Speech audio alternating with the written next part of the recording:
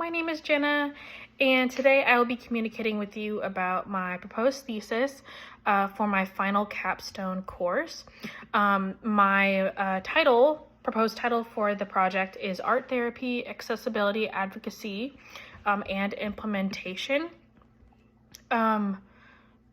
And for my final project, I began kind of thinking about my background in social services and how I've been able to witness the benefits of art therapy and the expressive arts as a therapeutic form for specifically trauma survivors. I have been working at a domestic violence shelter for over 2 years, and that being which provides expressive art therapy groups multiple times a week for the residents. And these survivors that live at the shelter who have fled domestic violence have come from various walks of life and backgrounds, as well as have experienced varying depths of trauma.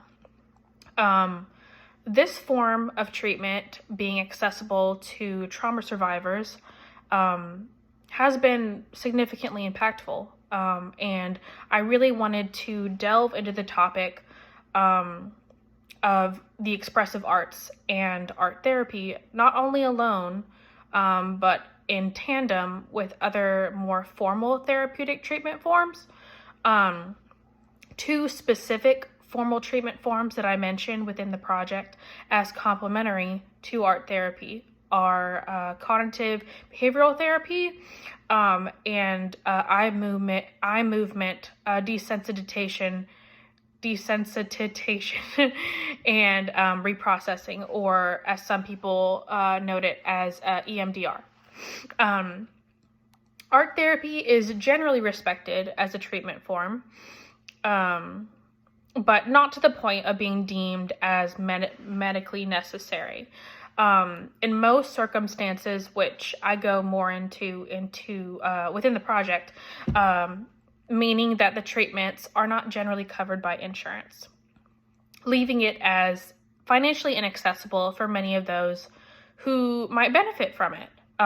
So that being said, within my project, I'll be providing background context on the origin of creating art as a therapeutic treatment form.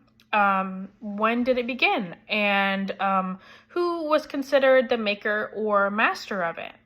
I will also be using current research to support the documented benefits of art therapy in hopes of spreading advocacy and awareness in order to push for widened accessibility in medical coverage. Some particular populations that I will be representing in this project are veterans, so going into combat-based PTSD or post-traumatic stress disorder, domestic violence survivors, which I already mentioned, and patients who have experienced disordered eating or eating disorders. I wanted to give a broad range of population-based examples to support the study. Another focus that I will be concentrating on within the project will be the benefits of art therapy as used therapeutically on the brain. Trauma is known to change and reconfigure the brain in negative ways, ways that might be detrimental to trauma survivors. And I was hoping to demonstrate how art therapy is documented to be able to promote positive change on the brain after traumatic events. So that being said, overall, my goal is to promote this form of therapeutic treatment through considerate research in a way that could hopefully increase accessibility for those who have experienced trauma and might benefit from art therapy. Thank you so much.